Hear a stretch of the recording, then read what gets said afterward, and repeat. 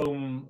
Hey everybody, we are live. Welcome to Olami Inspire Online, week number 7, learning about the Sabbath and our guest speaker, Rabbi Gabriel Horan, coming back.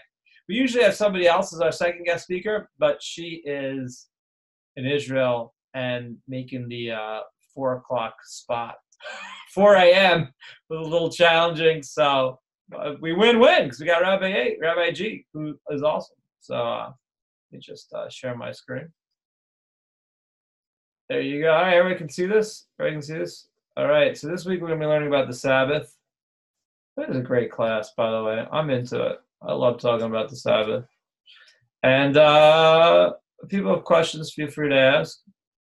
And whatever. You guys know this already. Look at that. Greasy cholent, rocking good times.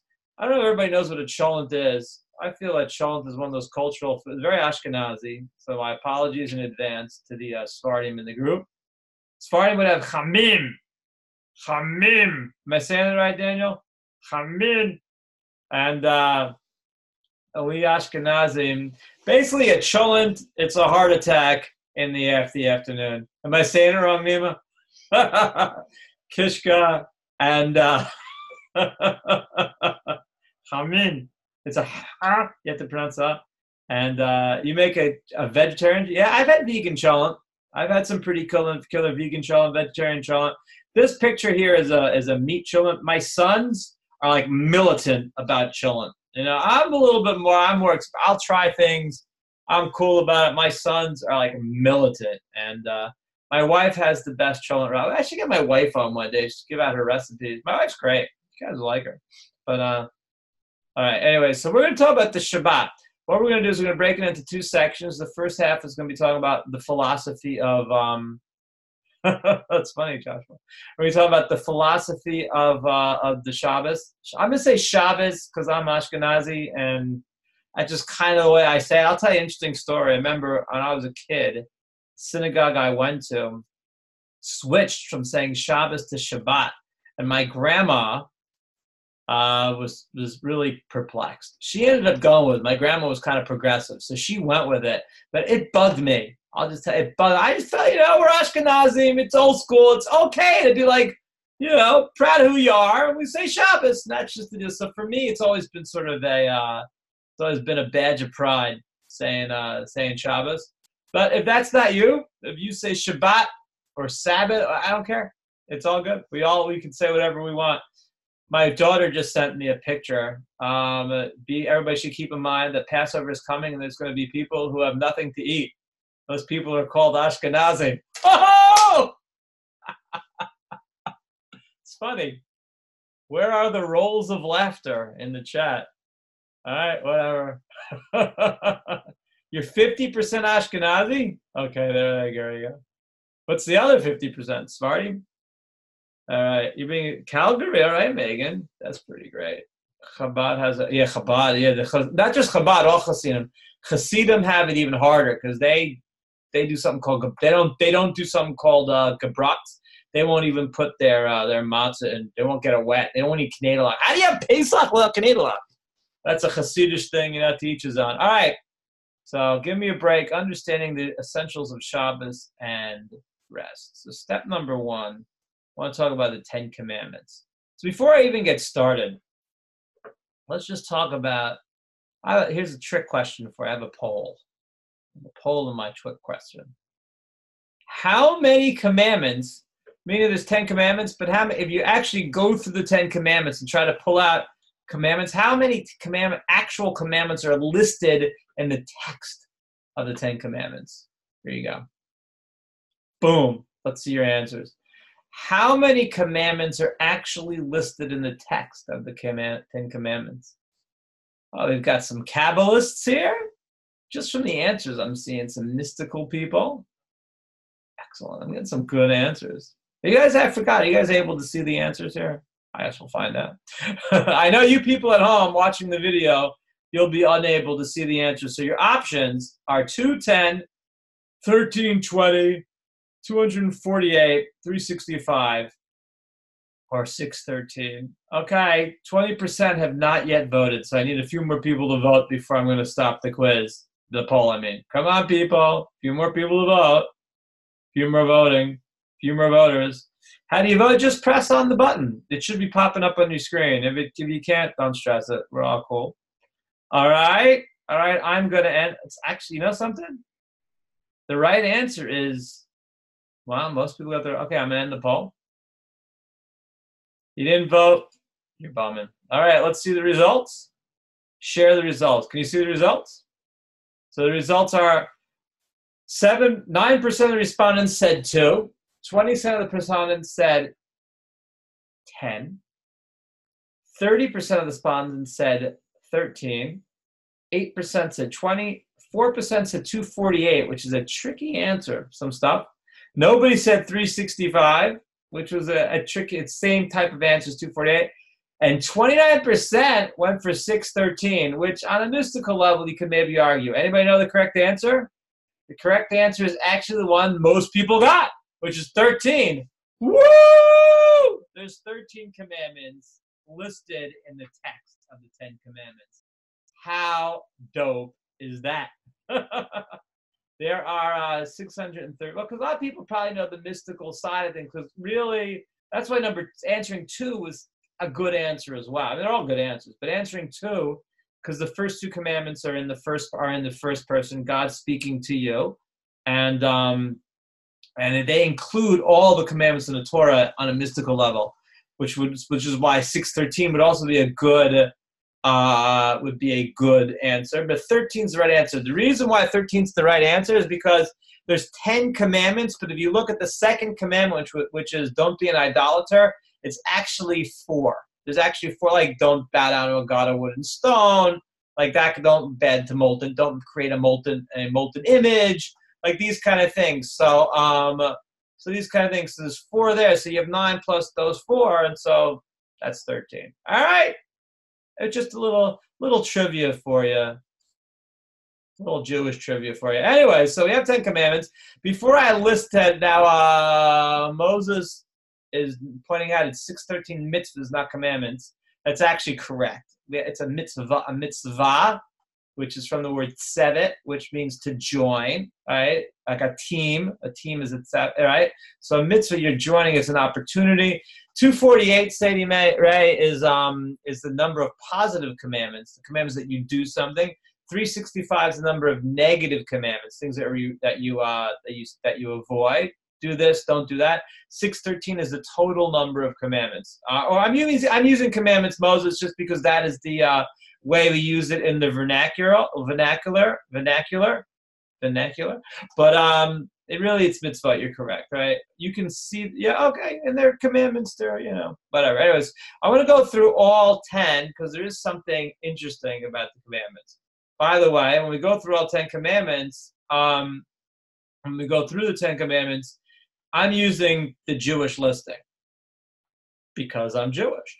All right, the Christians actually arrange them differently. They lump the first 2 together.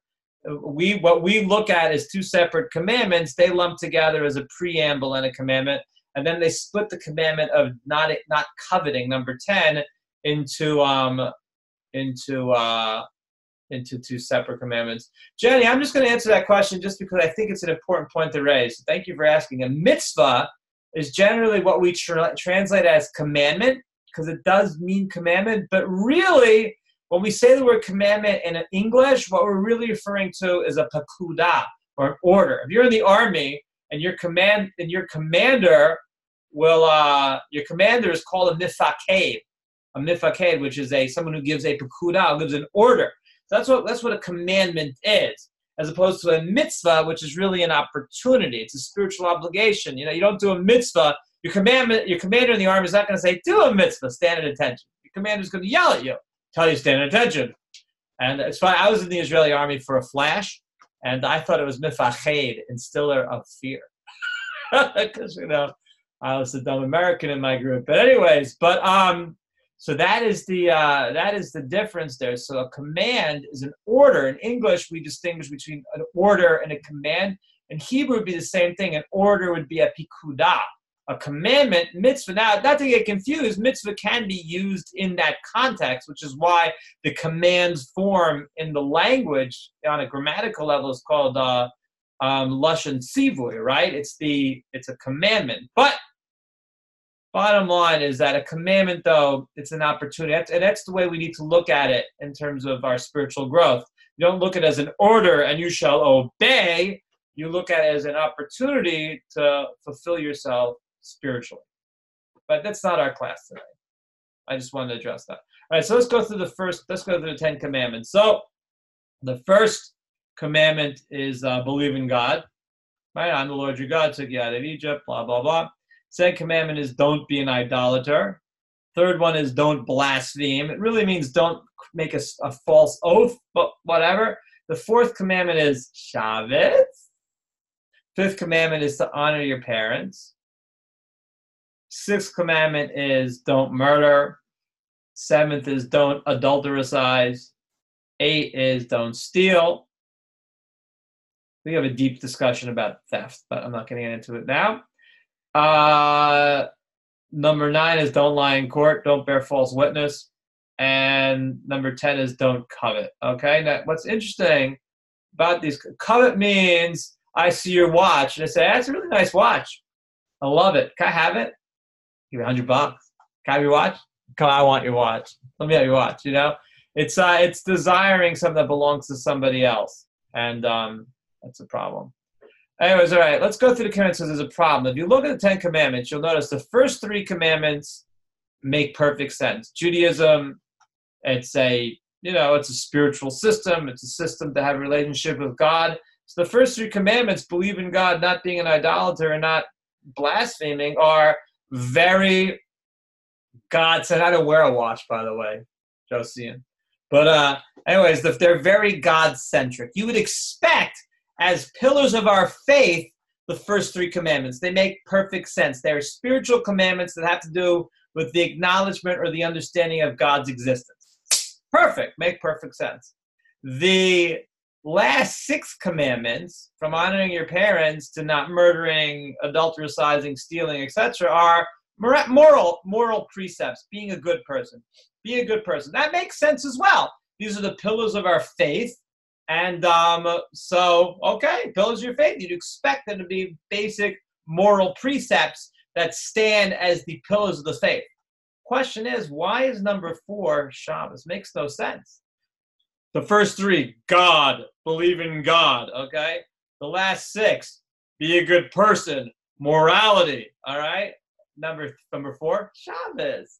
But some people will say, well, I guess because Shabbos is there because it's a nice idea. It is. It's a great idea, but keeping kosher is a nice idea. Not gossiping is a nice idea.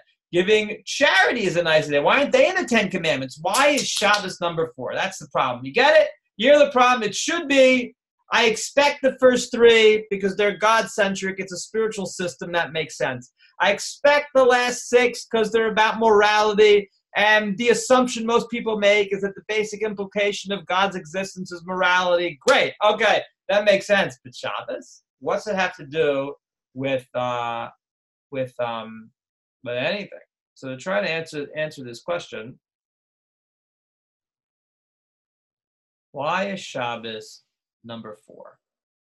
Why is Shabbos number 4? So let me answer it like this. Teach you a couple words. These are Yiddish words, so whatever. Yeah, you like that, Karen? You don't roll on Shabbos? All right, anyway, so let's pretend your grandma, obviously your father, buys you an ice cream cone. What does your father want you to do with the ice cream cone? Dad buys you ice cream. And what does your father want you to do with that ice cream cone? He wants you to eat it. Exactly. Why does your father want you to eat the ice cream cone? He wants you to, not to say thank you, he wants you to eat the ice cream cone because he wants you to enjoy it. Your father gives you ice cream because he loves you. And he wants you to, if you're a parent and you have a little 4-year-old, 5-year-old kid and give your kid ice cream, you get it all over their face and it's on their shirt. And just, you sit there and you smile, you get nachas, the joy of looking at your kid eating ice cream. Okay, it's true. You want to train your child to have what's called hakoras hatov, to appreciate the good, to recognize the good, to say thank you. You want to teach your children appreciation, etc., and so forth. But ultimately, the reason why you give your kids ice cream is because you want your kids to enjoy that. You love them. It's a way of saying I love you. It's the ice cream. I mean, unless you're some mean, sadistic, evil person, and your kid's lactose intolerant and intolerant, you want to watch your kids suffer. But that's generally not the reason why you give your kid ice cream. You give your kid ice cream because you love your kid and you want to see your kid happy. Okay. Let's say your grandma buys you a bike. What is your grandma? Why does she buy you the bike? She buys you the bike because she buys you the bike. She buys it exactly to enjoy it. Your grandma buys to get you out of here. Your grandma gives you a bike. Right? Your grandma, she sits there. Here's her stereotype for you. Grandma's on the porch in a rocking chair with her knitting needles, and you're riding around the cul-de-sac on your bike. Okay, so grandma kvells. She sits there and smiles. That face, that's the nachas kvelling face. You know, it's just so much. Your grandma gives you the bike because she loves it. It's a way of saying, I love you. Enjoy the bike. Have fun. That's it. Grandma's not giving you the bike so you'll fall down, scratch your knees so she can laugh at you. I mean, hopefully not. You know, grandma's giving you the bike because she wants you to enjoy it. Your dad's giving you ice cream because he wants you to enjoy it. That's the whole point. They give you something because they want you to enjoy it. Our concept in Judaism, and this is hard to believe sometimes, but it's that God gave you life because he wants you to enjoy it as well. Life is great. It's great to be alive. There's hard times, there's struggles. We need to understand these things. We need to understand them in context. But ultimately, life is great. It's great to be here. It's great to be alive. It's great to be a fellow traveler here on what we call spaceship Earth. You know, and it's great. So life is a gift. And so God gives you life in order to enjoy it. You want life in order to enjoy it. Life is great. And so you should enjoy your life and you should love your life. And you should appreciate it, and that's what it's all about. Okay, so what's that to do with Shabbos? So the reason why the fourth command, Shabbos, just like life, is a gift.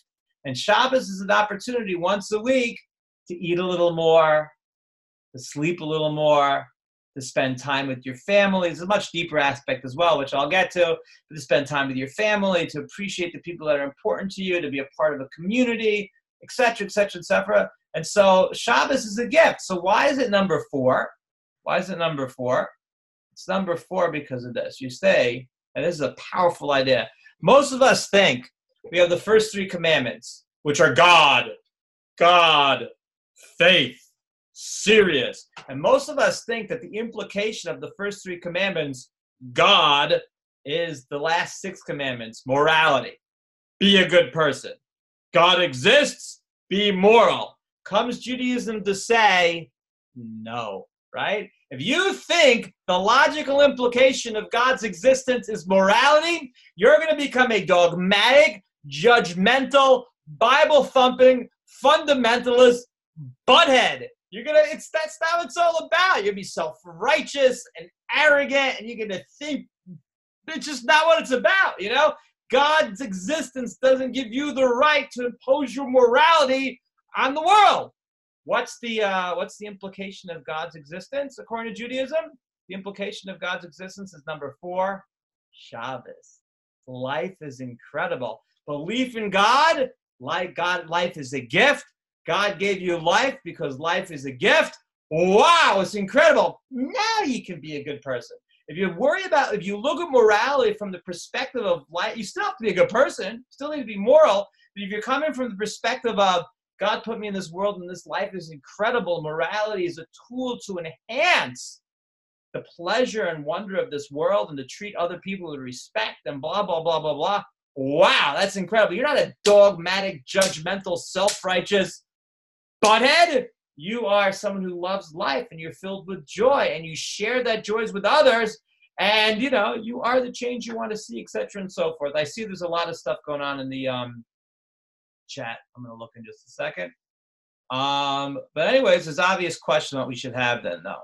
If what I'm saying is true, that the 4th commandment, the reason Shabbos is number 4 is because the implication of God's existence is that life is incredible and you need to love life. So why is the 4th commandment Shabbos? It should be love life, right?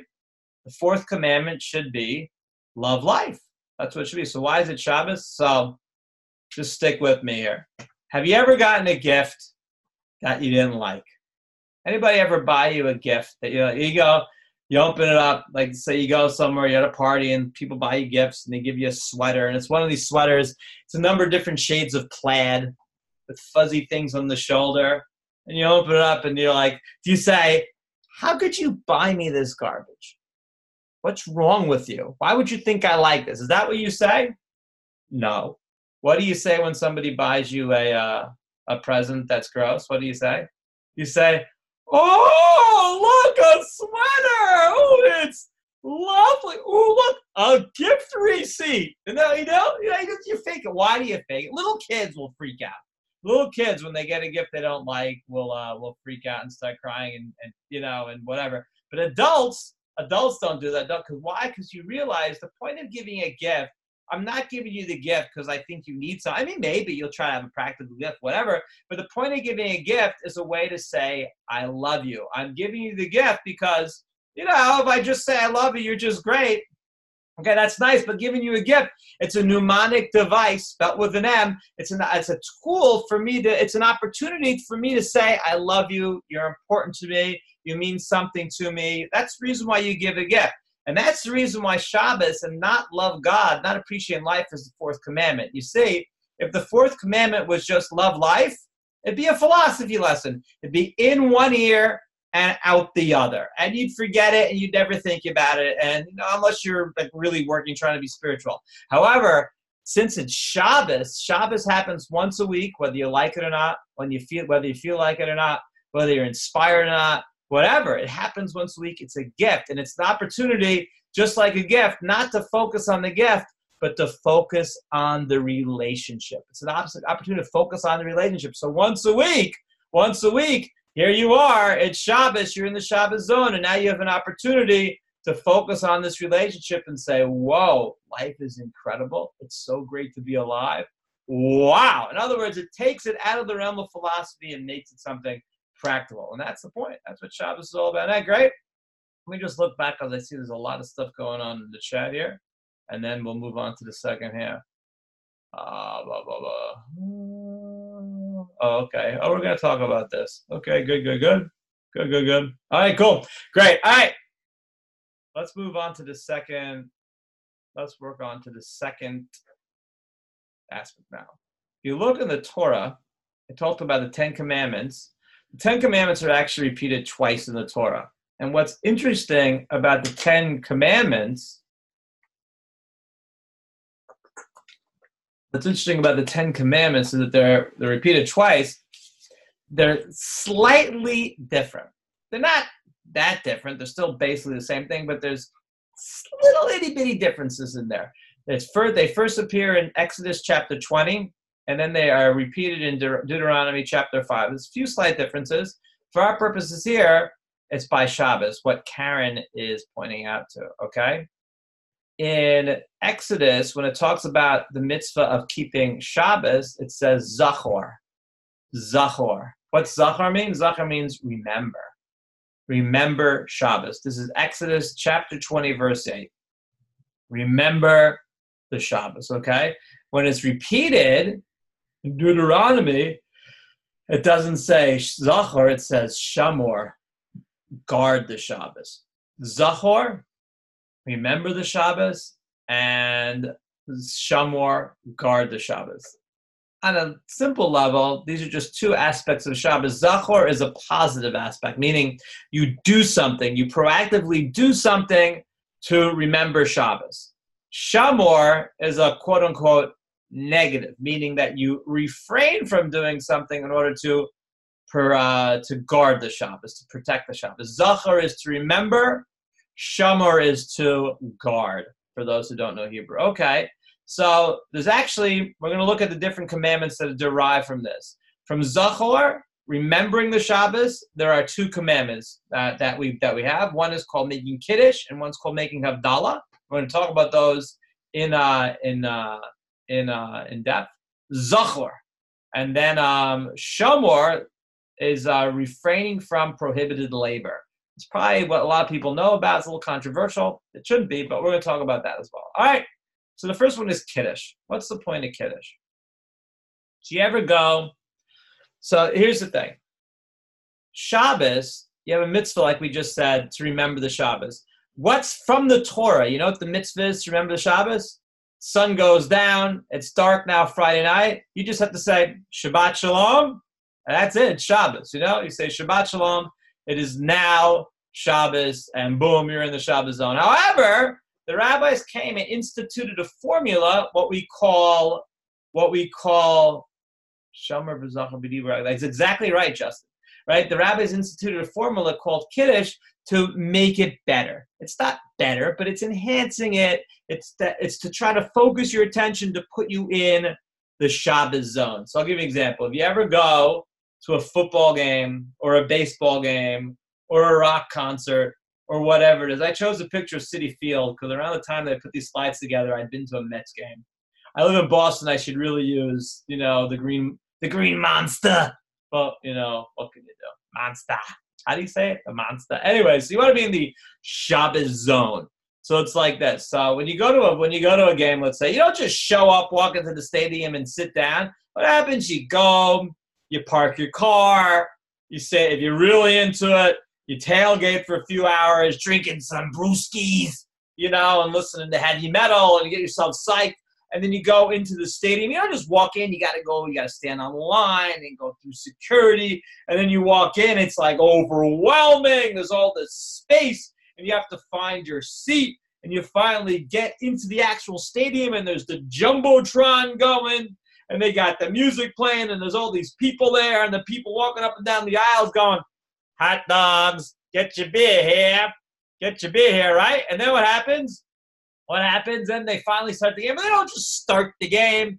They have all this fanfare and pomp. They have the national anthem. They play a bunch of rally songs to get you all excited. By the time the game starts, you're like pumped. Yeah! Okay?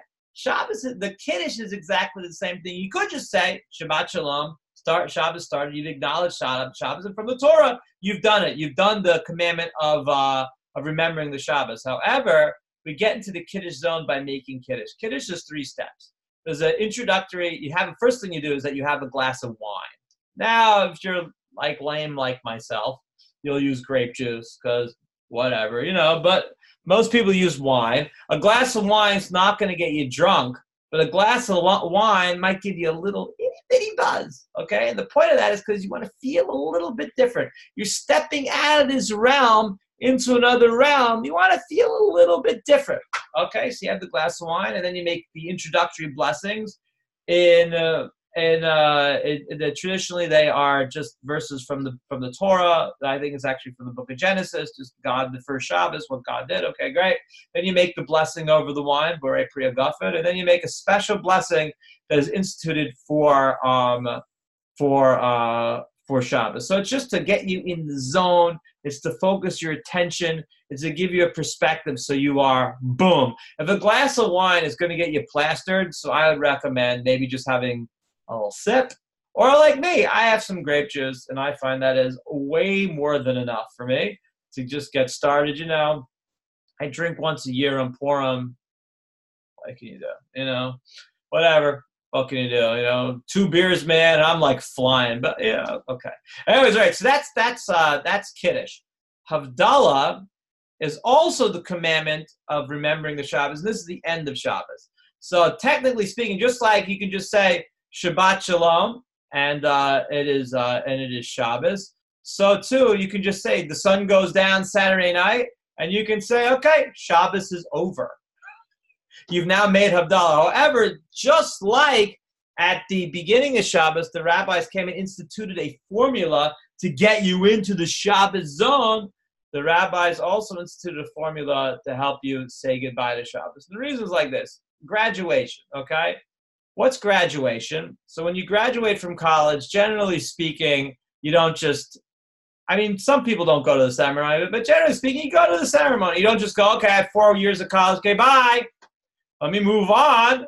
Now you go to the ceremony, and they get a couple inspirational speakers in there, and you wear a silly outfit with a flat hat that you throw in the air, and they give out awards. What's the reason for it? What's the point? The point is that I just went through a 4-year experience. That 4-year experience was hopefully transformative. Hopefully you grew in some way. Hopefully you learned something from it.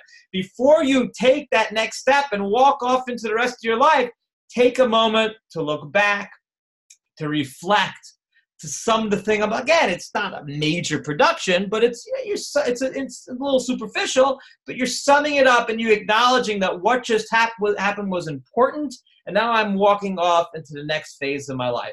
You have good friends who you don't see very often, and they come to visit you. And you stay for a week, and you have the most amazing week. When the week is over, you don't just say, okay, bye. Yeah, close the door on your way out. You walk them to the car, and you hug. And if you're Jewish, you do the Jewish goodbye, where you hug and have another 3-hour conversation. Then eventually you start crying. You say, it was so great to see you. We have to do this more often. Right? Outcome. Because the reason is because you just went through this experience. It was amazing. You want to sum it up so you can take it with you. You grew from the experience. It was awesome seeing these people. You want to take it with you to the next phase. You want to acknowledge that something significant happened. Shabbos is the same thing. It's like graduating. Shabbos was a significant thing. It was awesome. Hopefully you went through a 24-hour period where you turned off your phone, you didn't scroll through your Twitter feed, you weren't clicking on geeky ads on Instagram, you weren't going to work. You're hanging out with people that are important to you. You're eating way too much. And, you went to synagogue. So hopefully you were changed on some level. Shabbos changed you spiritually. You should hopefully, even if it's just small, you should hopefully be a different person at the end of Shabbos than you were at the beginning of Shabbos. It should have affected you. And even if it didn't affect you that one week, the cumulative effect of lots of Shabboses over a few years will affect you. They will change and enhance your life. So when Shabbos is over, even though from the Torah you can just say, okay, Shabbos is over, the rabbis instituted a system so you can take Shabbos with you. And it's specifically a system that, and this is a little bit of a stretch, but it uses all 5 senses. You drink something, wine, which you taste, You smell something, we give around the bisamim, which has a fragrance. You see the light of the candle. You hear the blessings, and you feel it. Okay, the feeling's a little bit of a stress. Some people will spill the wine onto their fingers so they can feel it. But the point is that you want to use all your senses to inculcate into your kishkas that you just went through an experience or a process that was transformative, so you can take that experience with you into the rest of your life. So that's the whole point. That's the point. So the mitzvah of remembering Shabbos, Zachor, remember Shabbos, it's a positive commandment. On a simple level, you can fulfill it by saying at the beginning of Shabbos, Shabbat Shalom, and at the end of Shabbos by saying Shabbos is over. But the rabbis instituted these concepts, Kiddush and Havdalah, so you can A, get pumped and get psyched for the experience, put yourself in the Shabbos zone, and B, sum up the experience, sum up this 24-hour period so you can take it with to acknowledge that something significant happened, that I'm a different person, so you can take it with you to the rest of the week.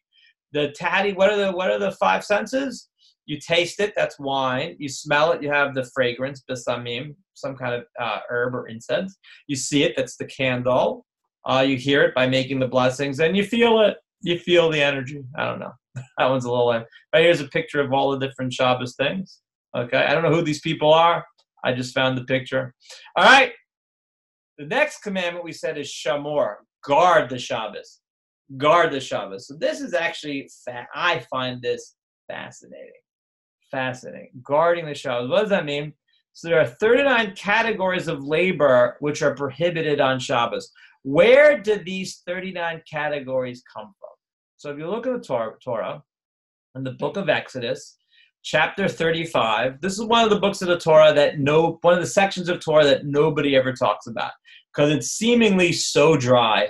There was something that the Jewish people built when they're in the desert, which was called, in Hebrew, it was called the Mishkan.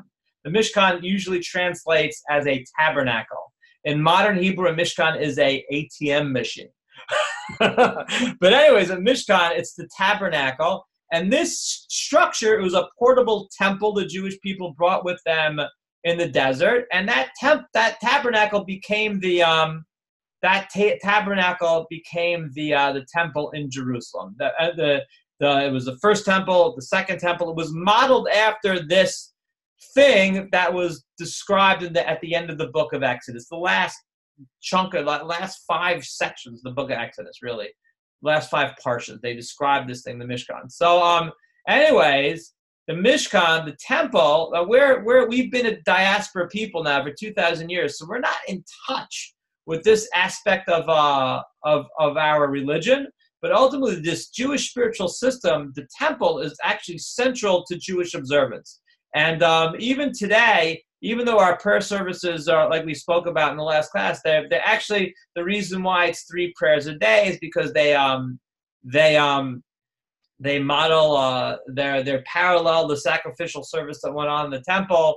And we still, lots of people will read the different things that they did in the temple every morning. Our holiday prayers constantly speak about this because it was the spiritual center of Jewish spiritual life. And it's fundamentally important, and it's a class in and of itself, so I'm not going to get into it now because it's way too long and complicated to get into. However, I emphasize the spiritual significance and importance of the Mishkan, of the tabernacle, of the temple, because since it was so fundamental and central to Jewish life, you would have the thought that maybe you can build it on Shabbos as well, meaning that when you build a temple, you can even, there's no holes barred. You got to do whatever you can to build this thing, to get it up as quickly as possible so the Jewish people will have their spiritual home, okay? So if you look in chapter 35 of the book of Exodus, in the middle of discussing the laws of building the tabernacle, it says, oh, and by the way, remember to keep Shabbos. Shabbos is holy. Why is it telling you that? Why is it telling it? So it's telling you to make the following point. I'll use my yeshiva voice. You might think that the tabernacle is of central importance in Judaism and therefore overrides Shabbos. You can even build it on Shabbos. Comes the Torah to tell you, no. How awesome was that, huh? In other words, the temple is important. Shabbos is more important. And therefore, Shabbos, no matter how important the tabernacle is, you refrain from building the tabernacle to observe Shabbos. And that's actually, in our diaspora Judaism, it's fundamental to see this. Shabbos is actually central to Jewish observance. It's central to what makes us Jewish. If you talk, this is a little condescending, but whatever. It's in the vernacular in the religious community. If you talk to religious people and they're discussing somebody and they want to know, is this person religious or not? What are they going to ask? What's the question they're going to ask? Is this person religious or not? Anybody know? What's the defining of what makes a person religious Jew or not? Exactly. Shomer Shabbos. Shomer Shabbat. They'll say, is this person Shomer Shabbos? The person, that's pretty much it. A person is keeping Shabbos, all right? You're already in that camp. People consider you religious and you're part of the religious community. It's that central to Jewish observance. The famous Zionist writer, Echad Ha'am, he had this famous quote that a lot of people know, which is, more than the Jewish people kept Shabbos, the Shabbos kept the Jewish people. Isn't that beautiful? Anyways, because it's so central to our community, so central to our lifestyle. And the primary observance is not in synagogue, it's at home with the family. That's really the central place of Shabbos. Why all these mitzvahs, like Kiddush and Havdalah, are done in the home. So much of the primitive labor, which we're going to discuss, is done in the home. Shabbos, it's all about. Anyways, it's fundamental to our spiritual observance. Somebody was mentioning earlier, and something I want to say as well, Shabbos is a huge thing, maybe overwhelming to a lot of people. One way to get a taste of what Shabbos is about, don't do anything else, just don't use your phone for 24 hours, 25 hours. From sundown Friday night until sundown Saturday night. I'm telling you, it'll transform. You can go camping. You can do that too. You might not notice the first week, but I was actually at a Shabbaton, a Shabbos experience a year ago. I was with a group, And I guess their rabbi, I was just a guest speaker, but the rabbi had challenged them to not use their phone. And so at third meal, the last meal on Shabbos, they're going around, everyone's talking about Shabbos. All everybody talking about. Can't believe I went a whole day without using my phone. I turned it off. I didn't get calls. I didn't text anybody. I wasn't scrolling through my Twitter feed or Instagram or Facebook or whatever it is you're into. It's unbelievable. It totally transformed. Yeah, that's just the taste. Ariana Huffington said this. I don't think she's Jewish, but she talked about using this lessons and unplugging one day a week. Unbelievable. Anyways, all right. So point is, though, we learned this out from the tabernacle. The reason, though, by why it's juxtaposed to the tabernacle is actually deeper. It's not just that you can't build a tabernacle on Shabbos, but on a deeper level, the type of labor that went into the construction of the tabernacle, that's specifically the labor that is prohibited on Shabbos. Meaning that when we talk about what you're allowed to do and what you're not allowed to do on Shabbos, what it means to be Shomer Shabbos, what it means to guard the Shabbos, specifically, it doesn't mean not working or going to work. And I'm going to give a deeper explanation of this in just a second. What it means is refraining from what Karen is calling here malacha, refraining from the 39 categories of prohibited labor. I'm going to go through this quickly. You don't need to write this down, but I should look at my slides more. But anyways, yeah, don't build a tabernacle on Shabbos, specifically the 39 prohibitions. So what are the 39 prohibitions? Here we go. There are 11 that have to do with the field, sowing, plowing, reaping, blah, blah, blah, blah, blah. There are a bunch that have to do with the making of the curtains in the tabernacle, shearing wool, slaughtering animals, that kind of stuff, tying and untying, sewing, tearing for construction purposes, making of leather, right? Trapping, slaughtering, skinning, salting, tanning, okay? There's the things you need to do to make the beam, specifically the marking and unmarking. That's where writing and erasing comes from. The assembly, building and breaking down, construction, deconstruction. And these are all, by the way, technical terms. Each one of these is not just a specific prohibition, but they're specifically a category of prohibited labor. The finishing touch, these are the most famous. It's funny, these are like finishing touches, the most famous: extinguishing a fire, kindling a fire. We call it striking, machal apati, striking the final hammer blow. It means putting the finishing touches on something, completing an object, and then carrying. And carrying is very famous and discussed a lot in our community as well.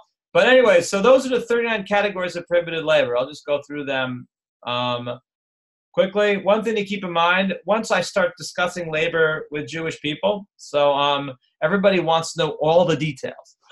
So I can't give you all the details right now. We're just giving a general principle. But if anybody's interested in studying, you could spend a year studying this stuff. It is fascinating. It's absolutely fascinating. And you start getting, what you'll find is that you really need to know technology, and you really need to know a lot of things in terms of, how to apply these principles. And I'll explain why that's true in just a second. All right, so we have field, curtains, leather, the beams, assembly, and then the finishing touches. Megan's asked me about ripping toilet paper, let's say. The problem isn't ripping toilet paper, it's ripping on the perforated lines, because you're doing the constructing and building for a constructive purpose. And you're building that, and so you're doing the pre-ripped signs like they're making the curtains. That's where it comes from. It's a rabbinical thing. It's not a Torah thing. We'll talk about that in a second. The reason for this, now, the ultimate reason for this is like we spoke about in the laws of keeping kosher. The ultimate reason for this, it's a chok.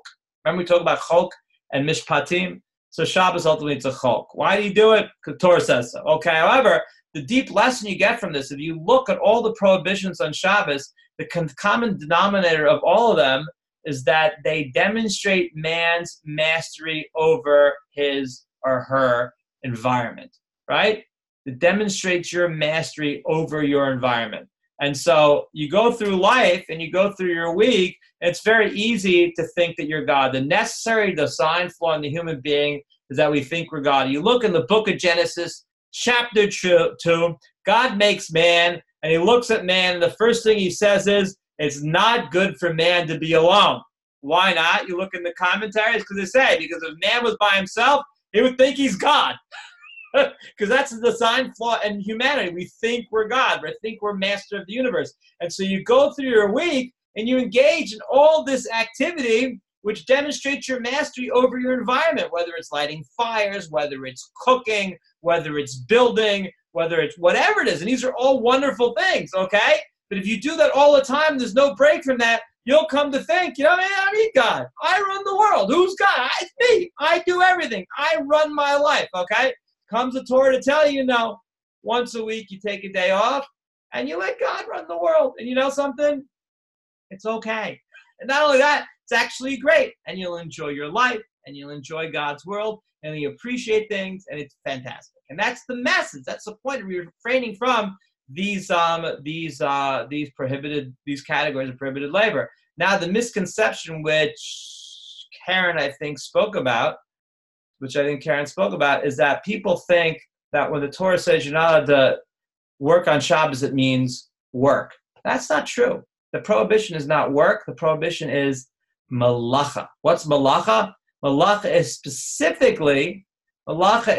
specifically these prohibited categories of labor that are listed in the Torah, the 39 prohibited categories of labor. So, for example, let's say you're coming over to visit me for Shabbos, and it turns out you're actually coming with 50 of your friends. And so we need to take the couches and bring them upstairs and get folding tables and chairs for the neighbors, and we need to set up the house, and we need to schlep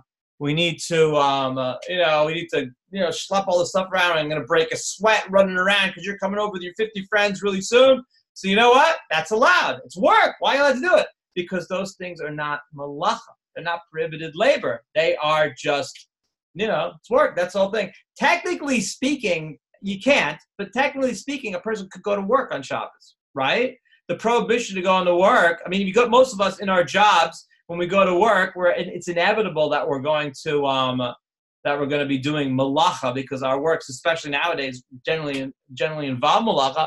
But technically speaking, if you had a job where you didn't do any malacha, so theoretically you should be allowed to go. We don't, and you can't, especially because getting paid, dealing with money. These are all rabbinical prohibitions. Money because you never can come to write something down. So rabbis made all these prohibitions, but technically speaking, that's not the issue. The issue is not working. The issue is malacha. I remember once somebody came up to me and said he played the cello. And he said, Steve, I don't understand why I can't play my cello on Shabbos. I love playing my cello. I find it so relaxing. Makes me feel wow. And I said to him, actually, I don't know what I said to him, but I'll tell you what I'd say to him now. Who cares? Shabbos isn't about relaxing and playing your cello. Shabbos is about refraining from malacha and demonstrating your mastery over your environment, And so the point is that as great as it is to play your cello, keeping the Shabbos is even greater. The spiritual high that you get from playing your cello doesn't compare to the spiritual high of keeping the Shabbos. That's what it's all about. Because the issue is not work. It's not about you relaxing. It's about refraining from malacha. Okay? Let me just say one more thing, and then I see there's a ton of questions here that I've been ignoring. Sorry, I was in the flow, man. In the flow. And this is something that we need to understand when we talk about this stuff. There's actually a few things I want to get into. But one of them is like this. That when we're talking about work, when we're talking about malacha, so we have to understand that they're malacha. So you have to understand there's the Torah prohibition, and then there's the rabbinical enhancements. And I want to emphasize this because people often get confused and they look at Shabbos and they think people are cheating. And it's a bad way of looking at it. It's an incorrect way of looking at it. The Torah has a set of principles, and those principles are pretty clear. They're the 39 categories which we already went through. Okay? The rabbis came along and they instituted things to help people keep Shabbos better. The point of the rabbinical commandments is for people who want to keep Shabbos. If you don't want to keep Shabbos, and Shabbos is not something that you feel is a priority, so the rabbinical enactments are going to look ridiculous because they're just stringencies upon stringencies. They're not there for you. They're only there for people who want to keep the Shabbos better. I'll give you an example. Okay, one of the prohibitions on Shabbos, we said, is putting the finishing touches on something, completing an object. So tuning a musical instrument would fall into that category. That's a Torah prohibition, okay? So technically speaking, you can play a musical instrument on Shabbos. From the Torah, you're allowed to play a musical instrument on Shabbos. However, the rabbis know human nature is, and I can tell you as a musician this is true, you're playing an instrument, things out of tune, without even thinking about it, you're going to go and tweak it and fix it. Without even thinking about it, to put it back into it. Now you've done a Torah prohibition. As much as I love playing my instrument, keeping Shabbos is even more. It's an even greater spiritual high. So thank God for the rabbinical prohibitions that they say don't touch the instrument because you're going to come to tune it. That's the way it is. That's the point of these rabbinical prohibitions. However, since the rabbis came and made these laws, the rabbis were able to institute quote-unquote loopholes as well. Why? Because they're making it up. If you're making up a law, you can make up a system and you can make up exceptions to your rule. Nobody has a loophole to get you out of a Torah prohibition. There are principles when something will override a prohibition, but still, ultimately, the rabbis aren't making up loopholes to get out of a Torah prohibition. The rabbis created safeguards to help you keep Shabbos better, but there are cases where those safeguards are irrelevant. They're not going to answer Shabbos, so they have loopholes to get out of that. That's important to keep that in mind. Okay, what are things that what are strictures that can override Shabbos? So the most famous one is saving a life. Saving a life. So saving a life. So for example, I'll give you a classic example is going into labor. Believe it or not, going into labor is dangerous. So if you're going into labor or your wife is going into labor, so you can actually get into the car and drive to the hospital.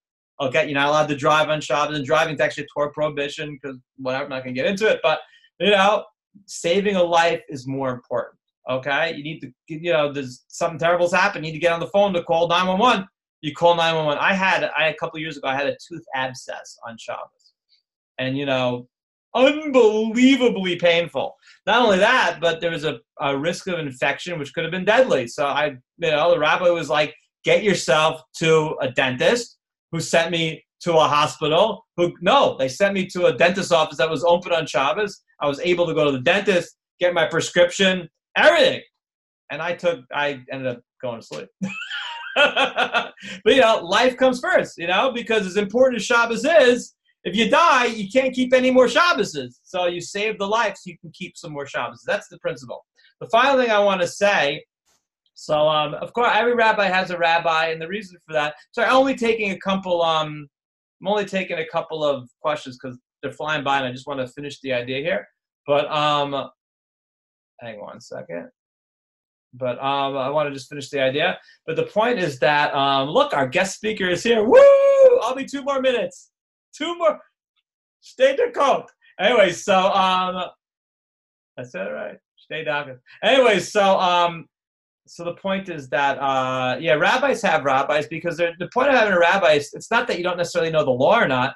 The point of having a rabbi is that sometimes you need an objective third party. Sometimes you're incapable of making a decision because you have a bias. So you need to speak to somebody who is objective. So even the greatest rabbis of the generation, for certain cases, like for example, a case that's called Hefsid Meruba, a case of great financial loss. You can't decide what's a financial loss for yourself because no matter what it is, you're going to say it's a financial loss. You'll find a way to justify it. So you need to go to somebody who can objectively do it for you. Generally speaking, especially I've found in my situation, we're stricter on ourselves. The rabbis will come and be lenient for us. Okay, but that's the point of having a rabbi. Anyways, the final thing I want to say is like this. So the point with these categories of prohibition is that these 39 categories, these are not 39 prohibitions. These are 39 categories of prohibition. What does that mean?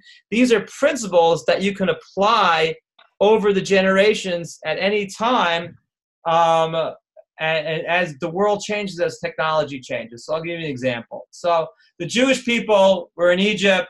They leave Egypt. They're in the desert. They have their experience at Mount Sinai. They get the commandment of Shabbos, Shomer and Zachar, blah, blah, blah, blah, blah. Okay. So one of the prohibitions is writing.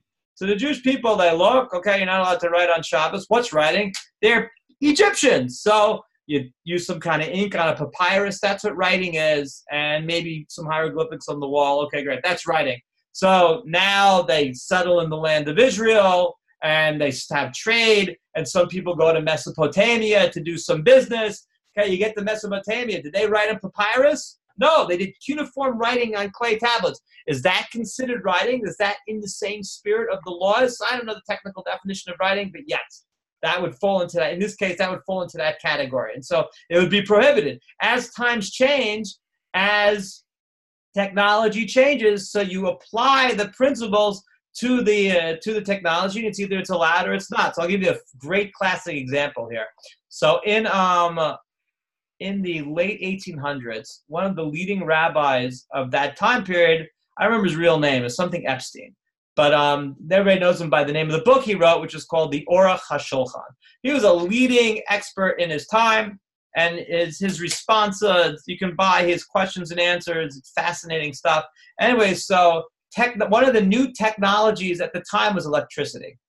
Nowadays, we all know what electricity is. We all take basic electricity classes in high school. We all know how it works. But back then, it was this newfangled, crazy technology like the interweaves, And so they didn't know what it was. So they went to the rabbi and said, we have this crazy thing called electricity. Can you use it on Shabbos? Not can you use it, but can you turn it on and turn it off?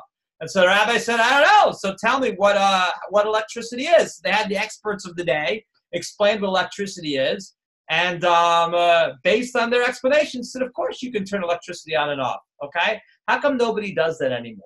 Why don't we listen to your Orach HaShulchan? Because if you read through his explanation of electricity, you'll see they didn't know what electricity was. The description of what electricity was didn't really correspond with the science. Nowadays that we know what electricity is, we know how it works, so we see clearly it falls into one of the 39 categories of prohibited labor, and you can't do it. Now, you can use electricity, you can benefit from it once it's on, but flicking the switch, turning it on or off, that is malacha. That would be either this is the technical definition, right? You're either building or destroying for a breaking something down, destroying for a constructive purpose, because you're completing a circuit or breaking a circuit. We can go on and on and on and on with this stuff, but I want to just sum up because our guest speaker is here, and that's what it's all about. Bottom line, the keeping the Shabbos, refraining from prohibited labor is like we said, because ultimately you refrain from, you can set a timer, Jordan, yes, but I'm not going to get into the details now. You can refrain from prohibited labor you refrain from prohibited labor because ultimately prohibited labor shows man's mastery over his environment. And the whole point is to show that I'm actually not the master of my environment. I don't run the world, God does. I'm not in charge, God is. And so for one day a week, you refrain from demonstrating your mastery and your control over the world, and you allow God to run the show, and it's pretty fantastic. So what did we learn? We learned that Shabbos is the fourth commandment. Why? Because you would think the implication of belief in God is morality. No, the implication of belief in God is Shabbos. Life is incredible. Once you know that life's incredible, now you can go on and be a moral person. Okay? We have Shomer and Zachor and Shomer. Zachor remembers Shabbos. We do that by the Kiddush and Havdalah. Technically, you just say, oh, Shabbat Shalom meant Shabbos is over. But the rabbis enhanced it with Kiddush and Havdalah, which we said at length. And then we have the 39 categories of prohibited labor. These are not 39 prohibitions. They're 39 categories, specifically labor that demonstrates your mastery over your environment. It's not work. It's specifically labor that shows your demonstration, that demonstrates your mastery of your environment. That's Shabbos. Like we said, keeping Shabbos, ultimately, it's amazing. It enhances your life. It's hard to explain Shabbos and explain the benefits of Shabbos if you haven't done it.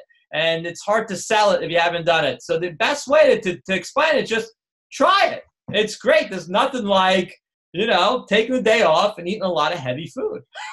But seriously, like we said, a good experiment if you've never kept Shabbos before and you want to try it and you're not in a community and there's nobody around, Friday night, turn off the phone, put it away, and don't check your messages until Saturday night when the sun goes down again. That, stepping into the zone, you'll start seeing change. Because now what happens is you no longer live in life the way you normally live it. You have a spiritual foundation to your life. Once a week, your schedule is different. Your life is different. It's all going around the spiritual dimension. And you'll start to notice that it enhances your life. You feel different. You think different. And it's really fantastic. There are some great questions in here that I didn't get to. I'm sorry. And but I want to give some time to our guest speaker. So anyways, you guys are great. Let's take 30 seconds. Rabbi G, you there? What's up? Oh, I forgot to mute myself all this time. Oh, wow. Thank God you weren't cursing under your breath. See, when I share my screen, can they still see me? Yeah, you become a little blip in the corner. Wow, that's a game changer. I thought I was invisible. I felt bad sharing my screen. No, and if you're invisible, what difference does it make? It's cool to be invisible. I want to be famous. That's why I'm here. Oh, when will I be famous? All right, you ready? Yeah, I'm ready. All right, guys you ready? got till 11 o'clock. Ladies and gentlemen. Is it all right if I end early? Yeah, sure, end whenever you want. Just don't end late. No all break, right. Haley, unless you really need it. Want to take a 30-second break? I won't end late, Mr. 1007. All right. This is what we call hypocrisy. Look, I got to open Discord. I don't need to use my hands. Wow, do you have a slide? You know who does this? This is Dolly Parton's trick because she has long nails, so she's able to play all her chords with one finger. So if you ever want to be Dolly Parton, this is how you do it. Pretty cool, huh? Nice. Sweet, the man. All right. We're going to take a 1-minute break. This is the break right now. Me and Rabbi G are just kibitzing. And so go to the bathroom. Did I get my guitar?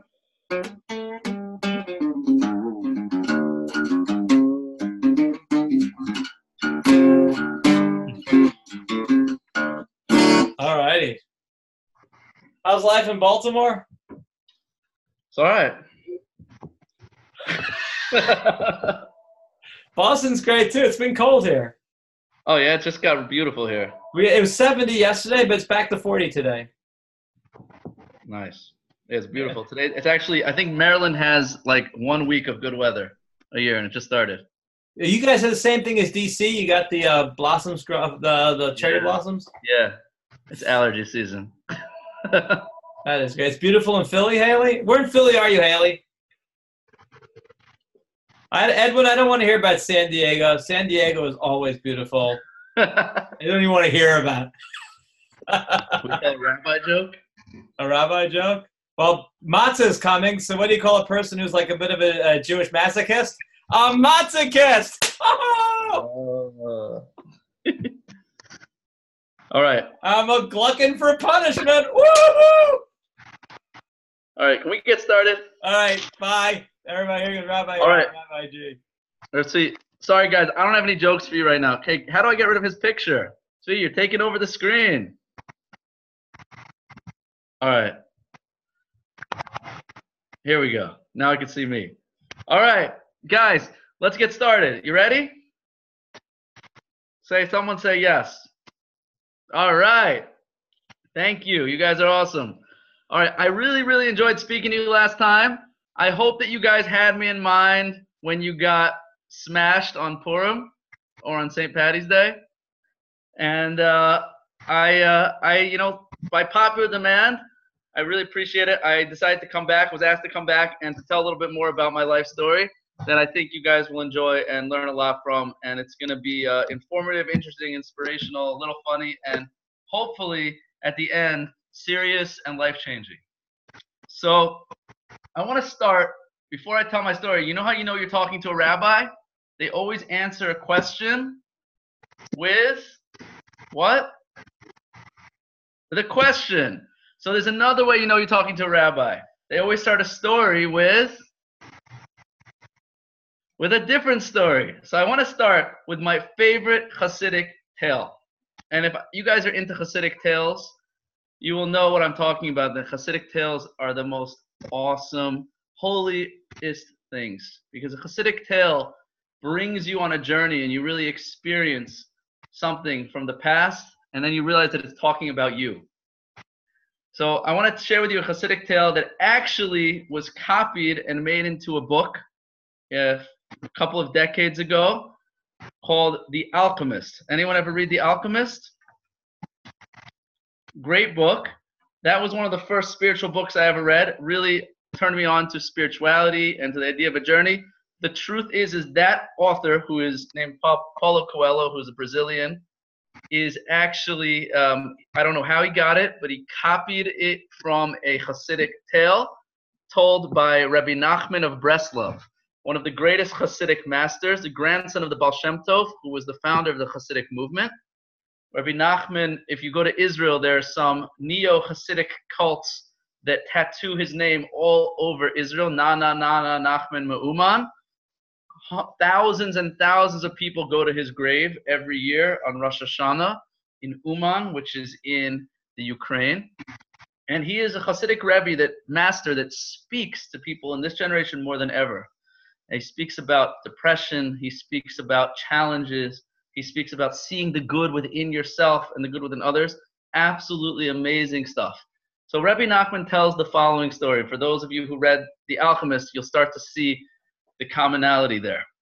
He tells a story of a protagonist whose name is Yankel the tailor. That's what we'll call him. And Yankel lived in a small shack on the outskirts of Krakow. If you could call it a shack. It was really just four walls nailed together with a couple of planks on top. And in the winter it was cold, and he felt the cold. He shivered through the shack. In the summer it was boiling hot in the shack. When it rained he was wet. This was Yankel's life, and he eked out a meager living as a tailor. And one night, Yankel didn't have big aspirations. He never left Poland. He never really left Krakow.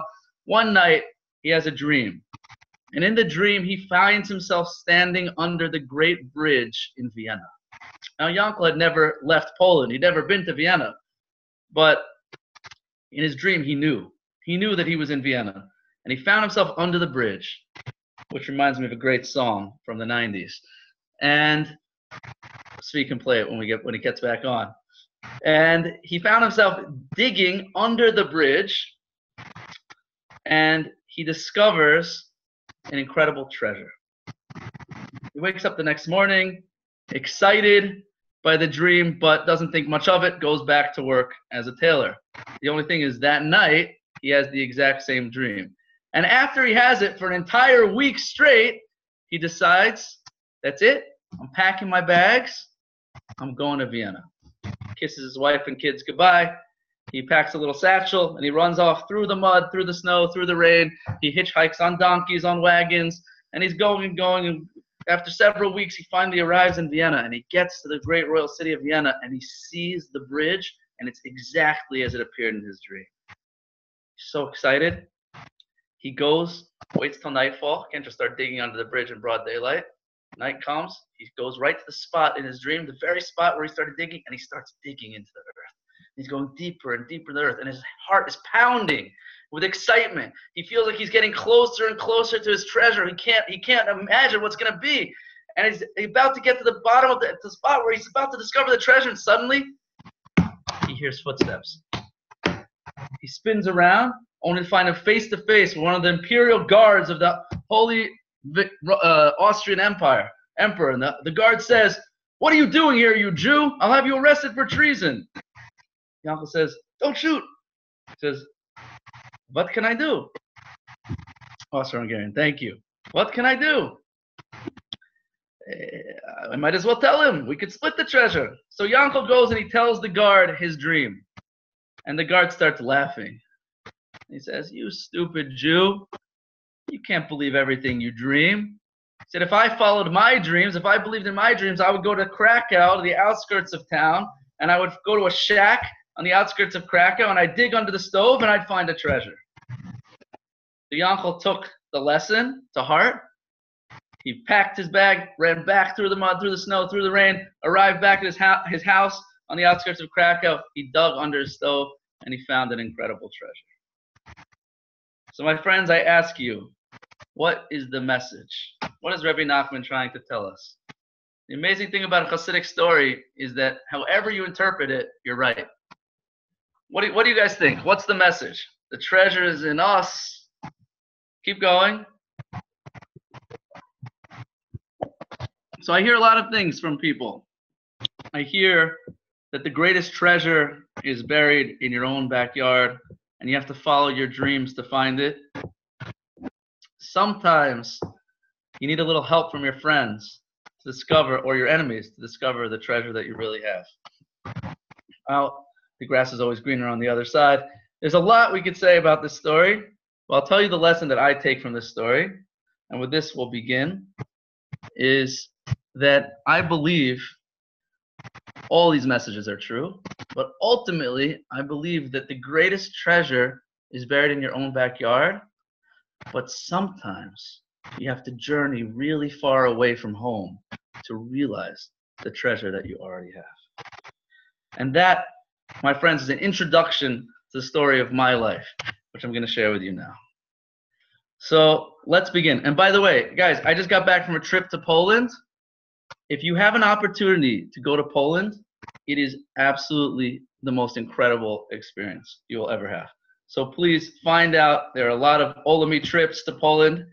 Absolutely life-changing. All right, guys. So I want to start my life story. It begins actually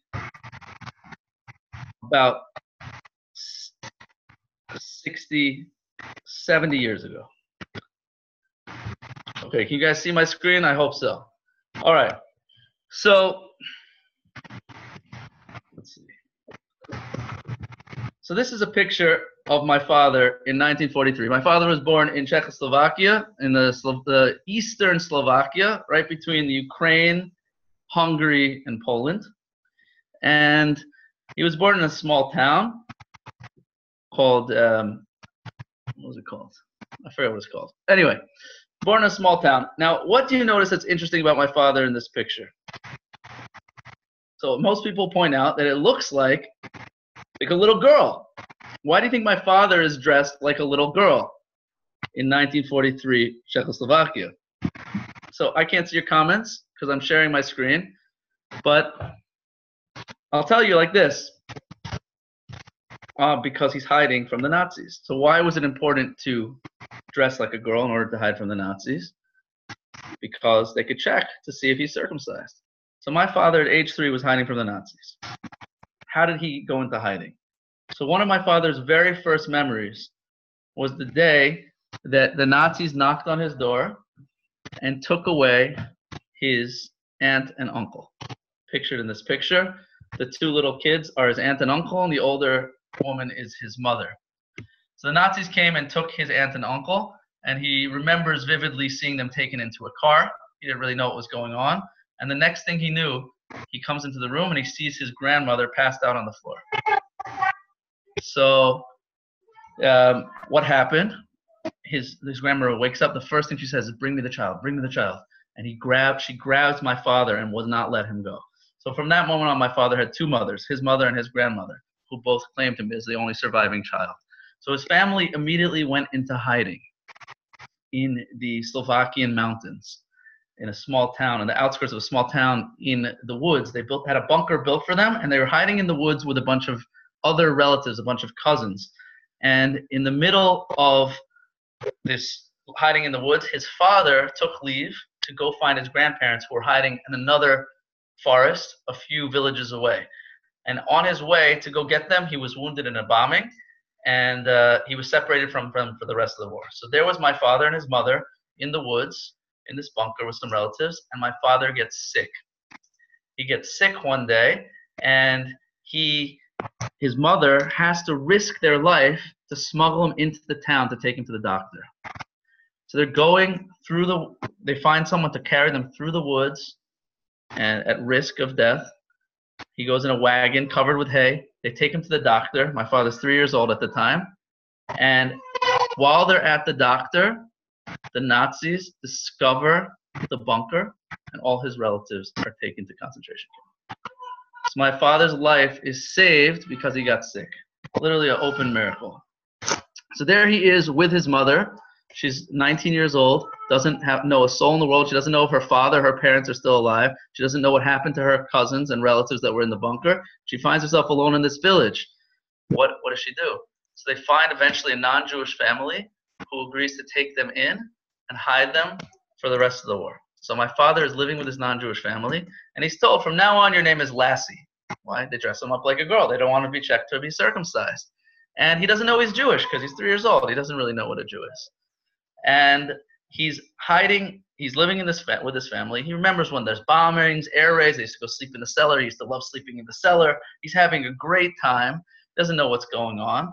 And as kids, so they started the Christmas tree. He doesn't know he's Jewish. He remembers one time soldiers came into the basement when they were hiding and grabbed his mother's gold watch. He runs after them, starts kicking the soldiers. They could have shot him on the spot. One day, his mother comes home and he's gone. What happened? Where'd he go? They say some soldiers came and took him on a picnic, took her on a picnic. His mother is freaking out. What happens if they find out that he's circumcised, that he's a Jew, that he's a boy? We'll all be shot. Turns out on the picnic, one of the soldiers said to him, "You're such a cute little girl." And he said, "I'm not a girl, I'm a boy." Think of the confusion going on there. And the soldiers all laughed. "Ha ha, she thinks she's a boy." Life was saved again.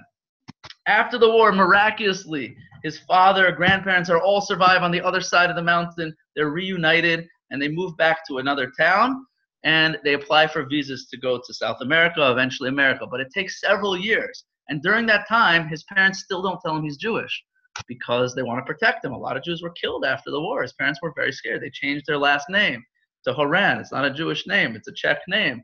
They send him to a Christian school, and they start celebrating Christmas. And in the woods, my father remembers going to the woods around the high holiday time with a bunch of people mumbling in a hut in the woods. That was Jews going to synagogue in the woods after the Holocaust, still in hiding. So my father doesn't know he's Jewish at this time. So when he comes home from school, he tells his parents what I played in school today. So when we were kids, we used to play cowboys and Indians, cops and robbers. You know what they used to play in the playground as kids? They used to play Nazis and Jews. Get the Jews. And my father comes home from school and he says, no one wanted to be the Jew. And he says, when I grow up, I want to become a pilot and kill all the Jews. That's what he learned. And he doesn't know what a Jew is, but he knows it's something disgusting. So fast forward a few years, they get visas, they come to America, and eventually they settle in Manhattan, and where I grew up. And like any good Jewish family, they decide to send their son to a Jewish school. And they send him to a yeshiva in Manhattan, a yeshiva day school. There's only one problem. They forgot to tell him that he's Jewish. They thought, of course, he knows by now. He must have figured it out. He has no clue. And he's learning English little by little. And eventually, he gets enough comfort and enough self-confidence to begin to speak in class. And it's his first day speaking in class at show and tell one Friday morning. And he gets up and he says, tomorrow I'm having my very first piano lesson, which is a big monumental moment because he ended up becoming a pianist. And that's what he's done for the past 60 years. So he's a jazz piano teacher in Manhattan. So after show and tell, he's very proud of himself. He spoke in class. One of the kids comes up to him and he says, hey, you Jewish? My dad says, no. He's like, of course you're Jewish. This is a Jewish school. My dad says, no, it's not. It's a Hebrew school. He said, Hebrew school? That's Jewish, you idiot. Don't you know Jews don't take piano lessons on Shabbos? Speaking of Shabbos, your last class. And my dad starts fighting with the kid. He says, you're Jewish. No, you're Jewish. No, you're Jewish. No, you are. You're a dirty Jew. And suddenly it hits him like a ton of bricks. I am a dirty Jew. And suddenly everything makes sense. And he runs home screaming to his parents, how could you do this to me? How could you keep this from me? Why didn't you tell me I was a Jew? I hate you. And from that moment on, he lived a double life. He continued going to yeshiva. And as soon as he got out, he pulled his yarmulke off and he wanted nothing to do with Judaism.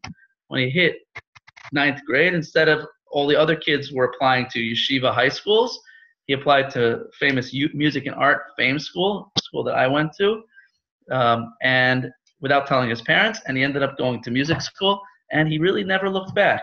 He had very little interest in Judaism, so I was born into that family. So I grew up with no real connection to Judaism. My mother was Jewish by chance. She also grew up in a very secular, socialist Jewish family, and we didn't do much Jewishly. We knew we were Jews. We kept Hanukkah, and that was about it. Every once in a while, Passover. Didn't go to synagogue. Wasn't a member of a synagogue. Didn't go to Hebrew school. And I always was a little bit embarrassed of this Jewish thing. It didn't mean much to me. I lived in New York, so even the non-Jews are Jewish in New York. So I had a lot of Jewish culture. All my friends had bar mitzvahs, and it was more bar than mitzvah. But I didn't have any connection. So when I was 7 years old, when I was 7 years old, just hold on 1 second.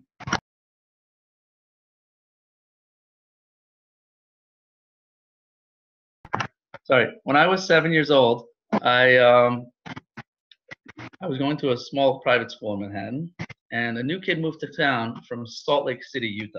And he had long hair, and he was part Native American. He was 1/16 Native American, and we instantly became best friends. And his parents really introduced me to spirituality. His father had a long braid. He was a carpenter. He used to take us out to the woods in upstate New York every weekend. We was doing construction projects, and they used to take us hiking. Their house was full of incense and sage, and they were probably smoking other stuff that I didn't know about at that age. They had all sorts of deer skulls and bones all over their house. And me and this kid became absolutely best friends. His name was Cree, which was the sound that an eagle makes when his mother was pregnant. She heard a hawk or an eagle making the sound Cree, so they named him Cree. And real hippie parents. And they really were so inspirational to me. So when his father was a member of a born-again Native American tribe in upstate New York. Now, it was really more like what I mean by born-again is I don't think anyone there was at least full-blood Native American. It was mostly people that were converts, so to speak. And they used to go up there they would go up there on the weekends, and every summer, he and his parents would go to the Sundance Festival, not the film festival, the real Sundance Festival in upstate New York, in South Dakota, I believe, where the Lakota Sioux Nation gets together and they perform this whole Sundance ritual. And he used to come back after the summer, and he told me all these adventures and the flesh offerings and the fires and the dancing and these amazing, amazing experiences that he had every summer. And I was so jealous hearing these stories. I went to like summer camp, and like we sang songs around the fire. It was so lame. And this kid would come back with these amazing, awesome stories. And I remember thinking, at that age, I was just like, I was so ashamed that I wasn't part of that. And my friend told me, he said, it would be great if you could join me one time, but unfortunately, white people can't dance in the Sundance, so you wouldn't be able to dance. And I remember just feeling so brokenhearted that I was white. I was so ashamed that I was white. And not only white, I was worse than white. I was Jewish, which is like even whiter than white. And so, yeah, I don't know about that. Anyway, so when my best friend turned 12, he had a bar mitzvah. Not really. He had a coming of age ceremony. So most tribes in the world have we'll get back to the white thing. Don't worry. I was kidding. I just meant that I was embarrassed to be Jewish. It was something to be made fun of. Like when there used to be white jokes, people used to make fun of the white kids in school. Like, oh, white men can't jump, white men don't have rhythm. And Jews were like, we didn't have a lot of rhythm. So, and we couldn't jump. So I played soccer. That was a good Jewish sport. All right. So when my friend turned 12, he had a coming of age ceremony. So what does that consist of? So a lot of Native Americans have something called a vision quest. And a lot of indigenous cultures around the world, around the age 12, 13, boys particularly have a coming of age ceremony where they're sent out into the wilderness to find themselves and to choose their name. They have to go on some sort of a mission or a challenge. So the vision quest that my friend wanted usually involved peyote or mescaline of some sort. The Native Americans, so my friend, for his bar mitzvah, so to speak, or his coming of age ceremony, we went out to the woods in upstate New York. We made something called a sweat lodge, which was like a teepee. We brought in these hot coals and these hot rocks that have been sitting in a fire for 24 hours. We're sitting and chanting in this sweat lodge, and we bring my friend out into the woods. He fasts, and he stays in the woods overnight all by himself, and he's supposed to have a vision of his mission in life. I'm sitting here in the sweat lodge with these born-again Native Americans chanting in a language, I didn't understand. And I'm just sitting there thinking, covered in mud and sweat, and thinking, I want this. I want to find my tribe. I want to find my people.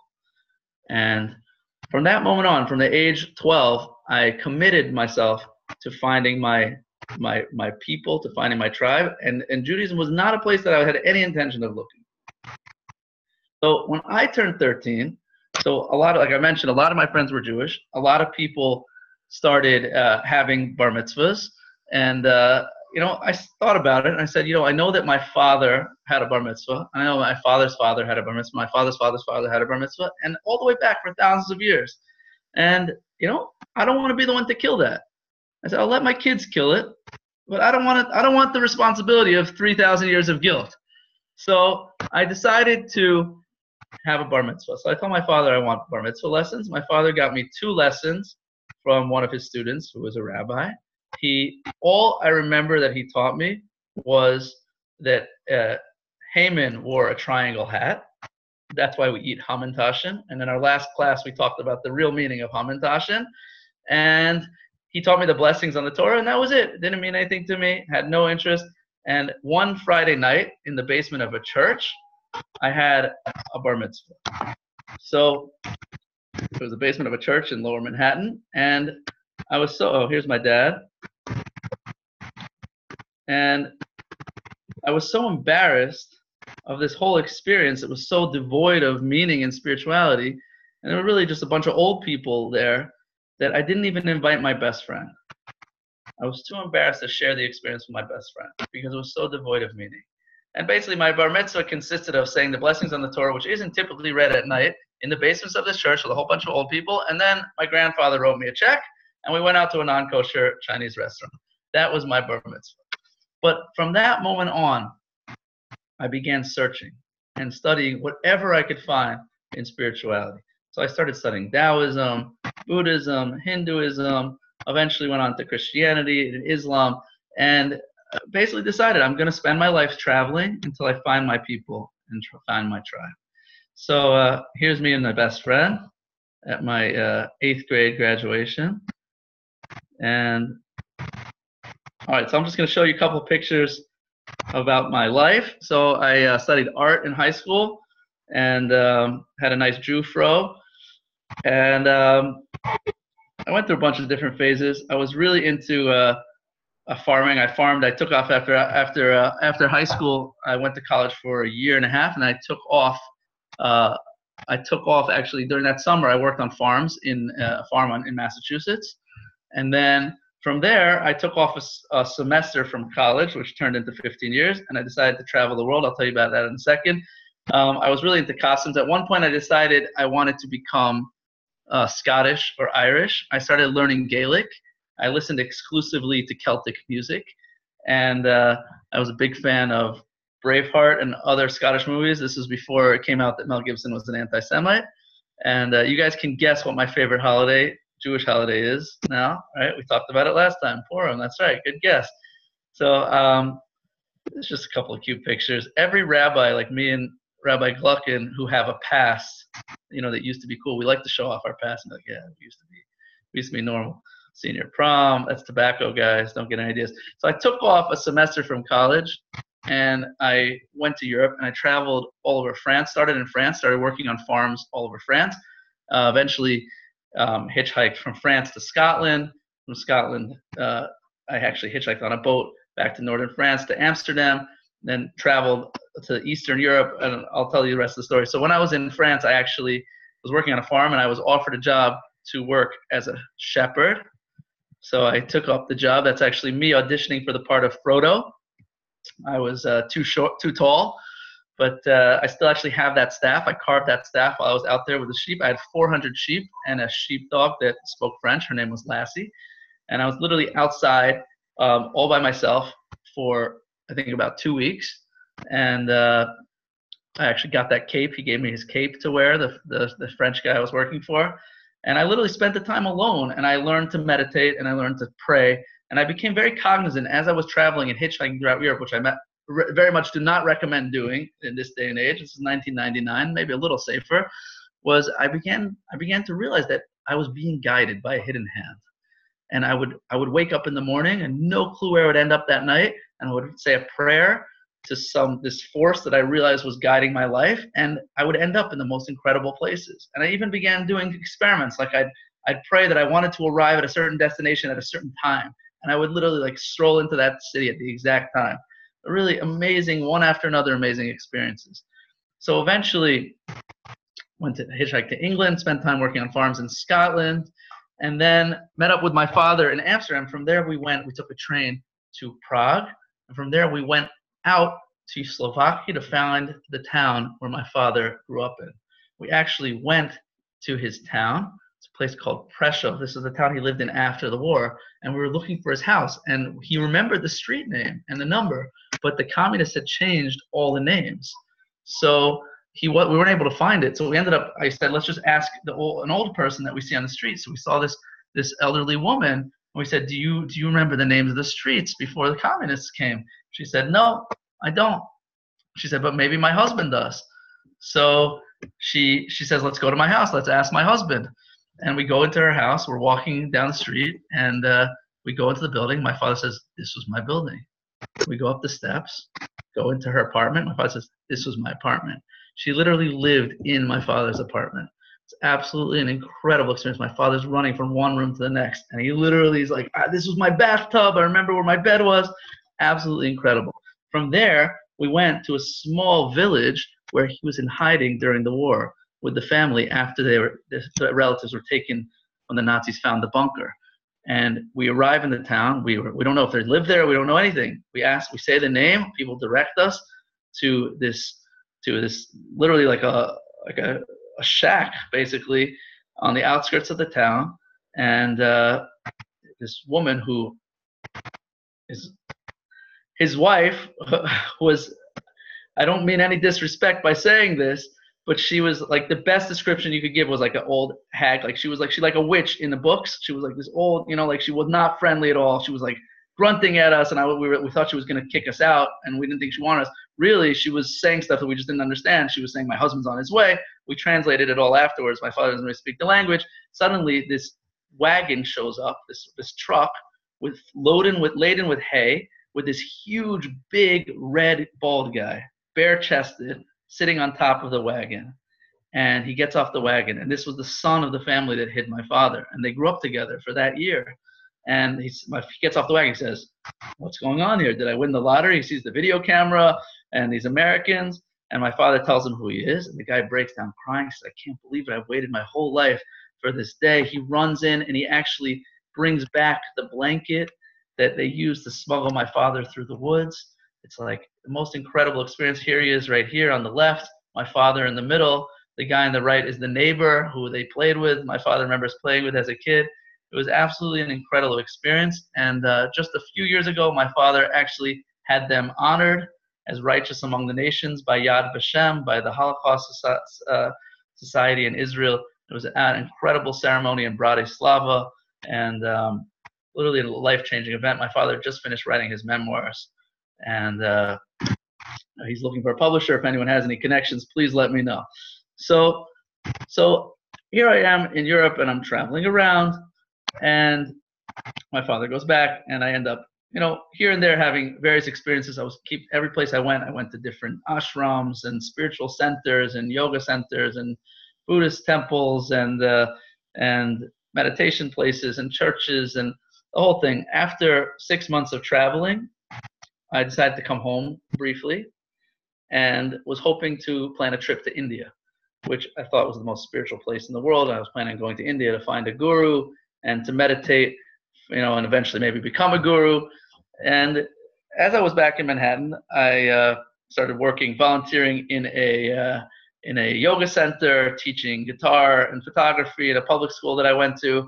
And one night I was introduced to a Muslim bookstore in Lower Manhattan. It's called Sufi Books, no longer exists. Sufism is the mystical sect of Islam, very, very spiritual. And I go to this bookstore to hear my favorite Sufi poet, a poetry reading from my favorite Sufi poet, a 16th century, 17th century Persian poet named Rumi. Incredible spiritual, ecstatic poetry. And after this poetry reading, I schmoozing with the lady who runs the bookstore, and she basically says, you have to come Thursday night. We have a mosque down the street, and it's amazing. You come, we dance, we eat together, we dance, we sing, we pray. You will absolutely love it. So I said, great, I'm there. And then she says, by the way, are you Jewish by any chance?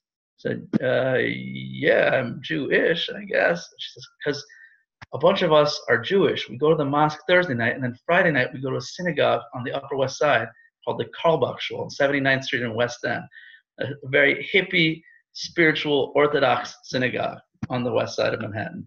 And so that was literally my first Thursday night. Thursday night was my first time ever going to a mosque, and Friday night was my first time ever going to an Orthodox synagogue. And both experiences were quite powerful.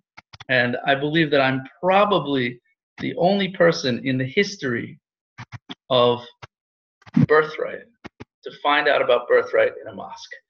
I met one of the Jewish people there, said there's this free trip starting up in 2000, the year 2000, get a free trip to Israel. I was like, I'm there. It's like, Israel, it seems like a in-between East and West, which it actually is. We could talk about further later on. And, I'm not ready to go to India yet. I'll go to Israel for New Year's 2000. Where else would I want to spend New Year's 2000? So signed up for the very first birthright trip.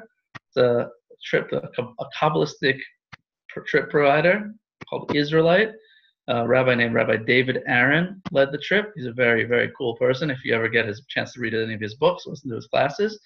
And I go to Israel. And I am, I was going because Israel is the birthplace of Christianity and Islam. I wasn't expecting to have a Jewish experience there. It was just a free trip. I wasn't interested in Judaism. And I get off the plane, and fortunately Y2K did not delay anything. I'm walking the streets of Israel, walking the streets of Jerusalem, and I'm bawling. I'm like, why am I crying? I'd been in dozens of countries before, and I was always waiting for that experience of I found my home, I found my people, I found my tribe. I never had it. And there I am in the land of Israel, and I feel like I'm home.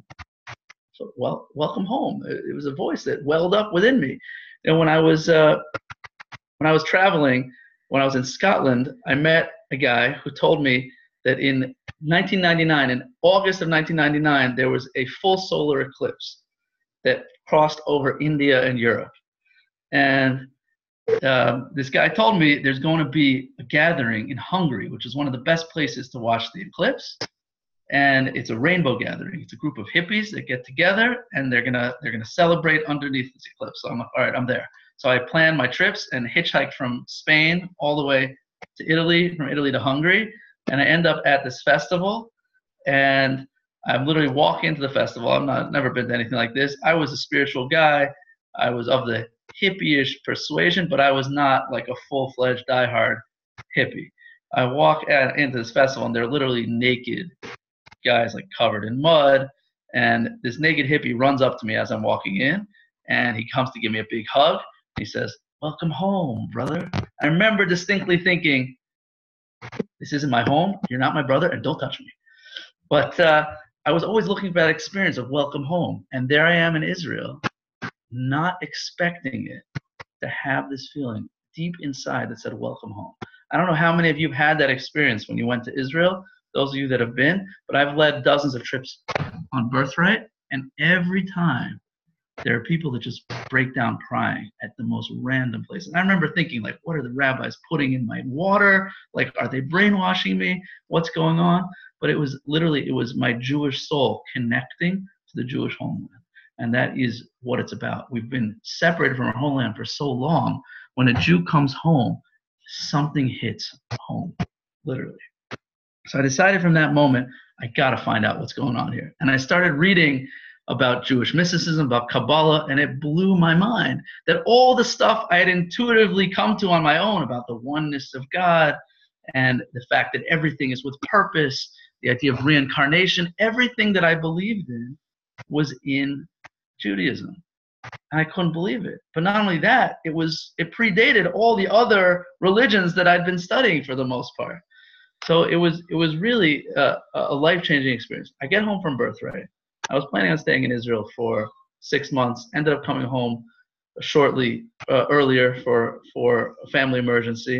And I remember telling my father about the experience after the trip. I'm like, Dad, they have 12 tribes of Israel. We all lived in the land of Israel over 3,000 years ago. And we're 12 tribes, and 10 of the tribes were dispersed into the nations of the world. We don't know what happened to them, the 10 lost tribes. But a few of the tribes stayed behind in Jerusalem, the tribe of Benjamin, the tribe of Judah, the Levium and the Kohanim, the priests, the musicians. And some people today still know their tribe. I was like, I wish we knew our tribe, Dad. My whole life I was searching for my people, searching for my tribe.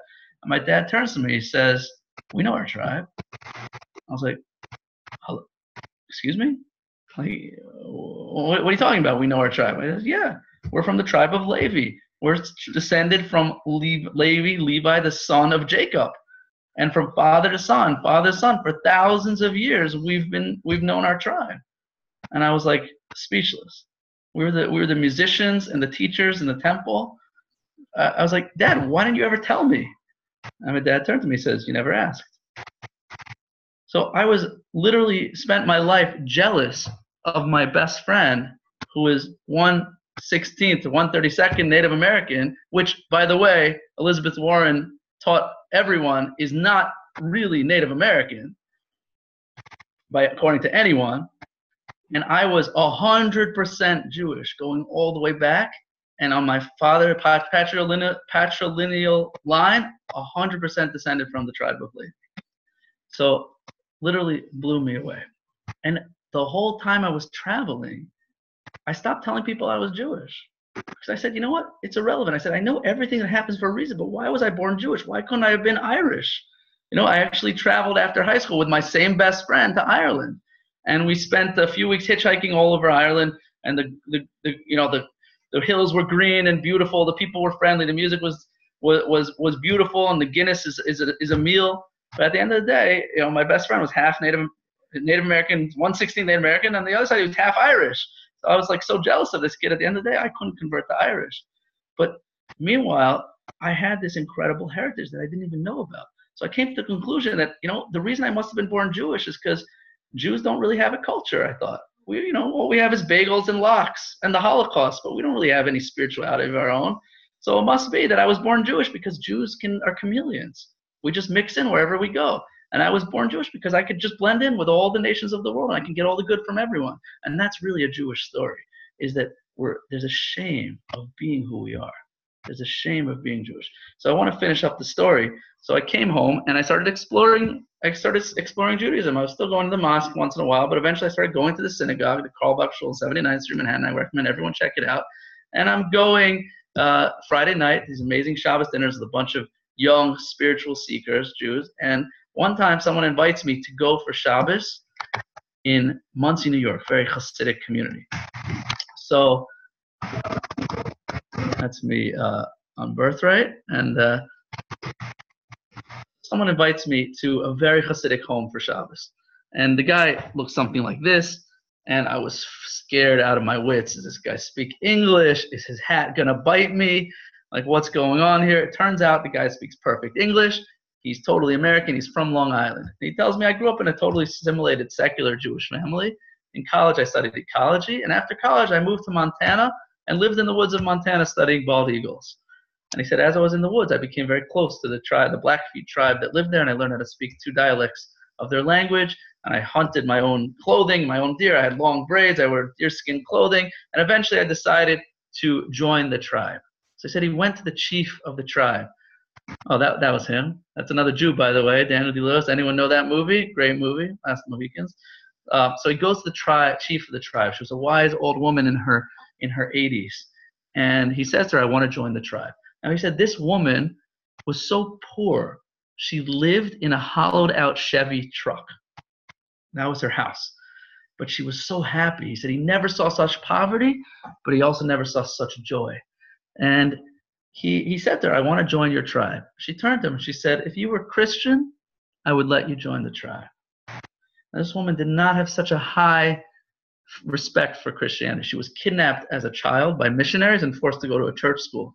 And she completely did not respect Christianity, but there was one story in the Torah, in the Bible, that they related to. And that was the story, well, I'll tell you in a second. She says to him, if you were Christian, I would let you join the tribe.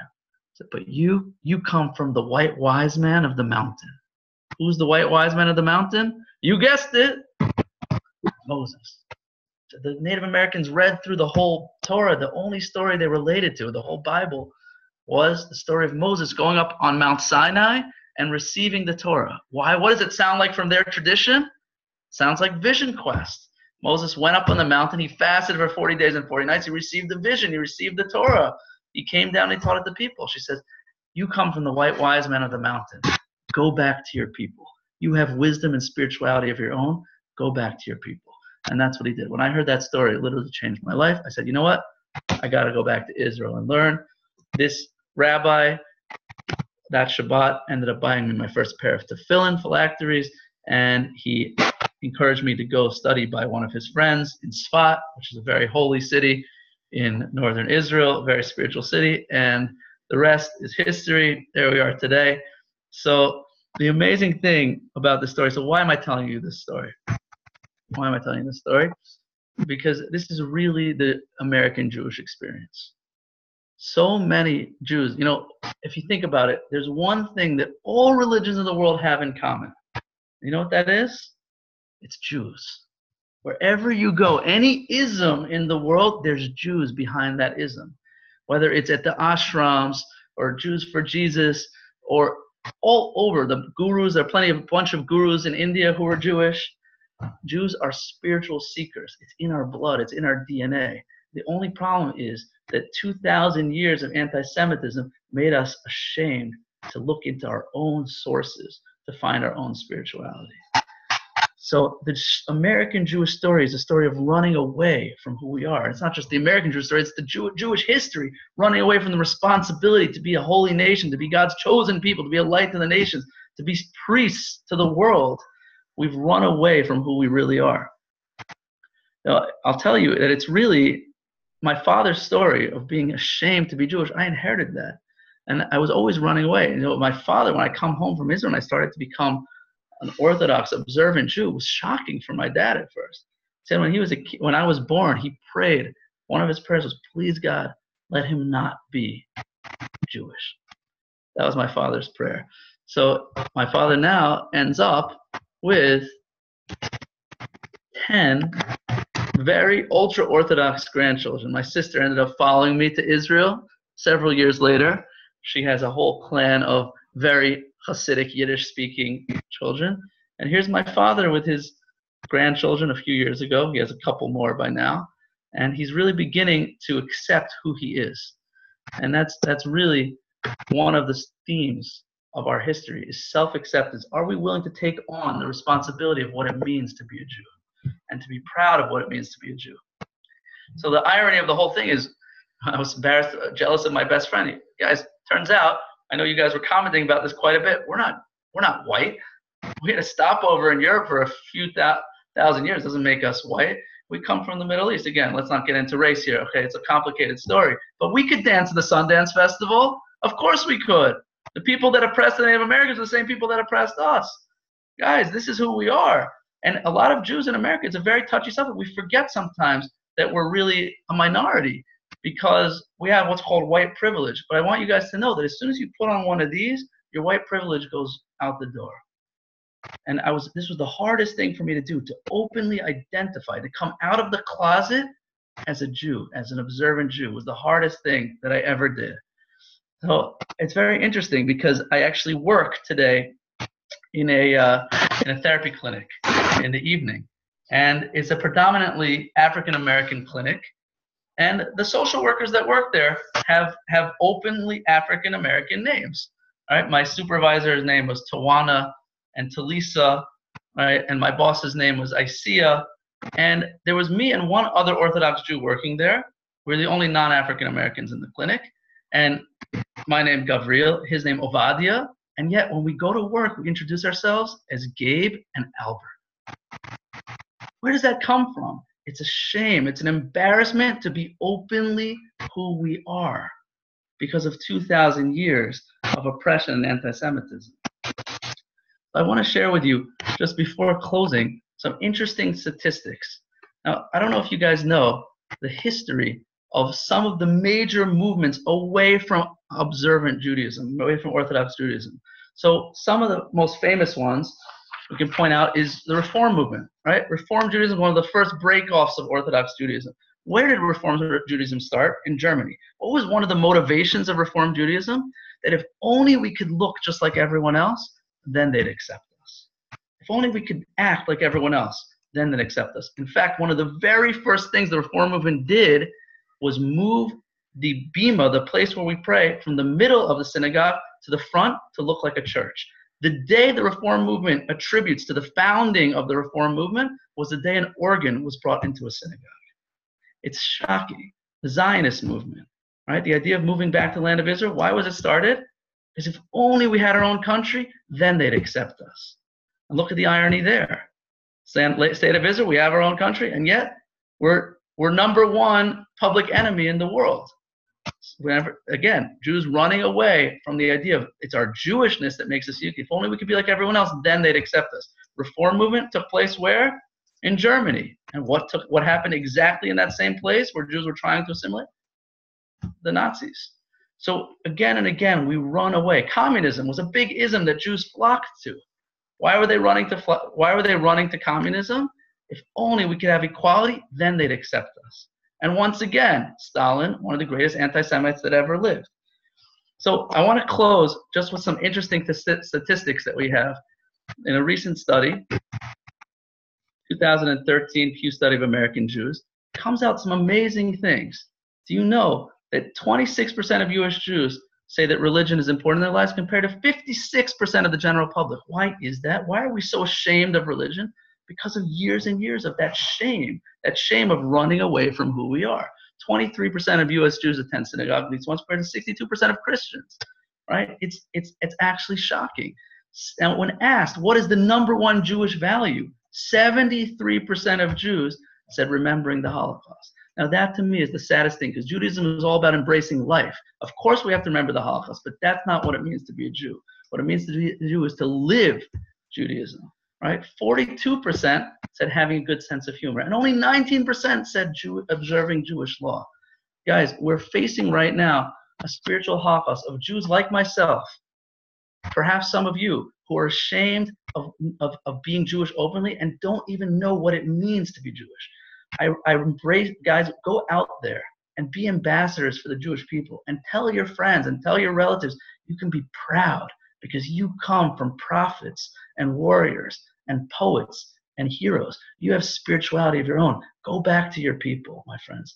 Go back to your people. So we should all be blessed to embrace this journey. It's not about the destination. It's about the journey to realize the treasure that we have buried in our own backyard and to recognize how much tradition and heritage and wealth we have. If only we could find out what it really means to be a Jew. We should all be blessed to return to ourselves, to who we really are, to embrace who we really are. Thank you, guys. It's been a pleasure to be here. I hope to see you again next time in the land of Israel. Lashana Haba v'Yir Shalom. That was great. Woo! Whoa, whoa, whoa. Thank you, Svi. Everybody, I've got some. This is a link to the quiz and the essay. Also, a book called Jewish Meditation. And since Rabbi G's book isn't published yet, buy mine. Everything You Want is Really Jewish. There's the link. What a great sermon. Mine's got pictures too, so you know it's hot. And all right, everybody, thank you so much. We'll be on again next week. Same bad time, that channel. We got a guest speaker is a lot of you know Rabbi Bricks, who is Michael. A lot of you communicated with, who helped with these programs. He'll be speaking at the 10 o'clock spot. And if you're in Baltimore, you need to hang out with Rabbi G. You need to go to his house. You're all invited. You need to meet my nephew. And that's the deal. All right, my man. Thank you so much. Guys, I want to share with you, if you want to read up on this story, share it with your friends. Here's a link. Where's the chat? Here's a link to my story on h.com. Thank you, guys. See you next time. All right, same bad time, same bad channel. Peace. Peace out. All right, everybody, we'll see you all next week. Stay out of trouble. Keep your feet on the ground and keep reaching for the stars.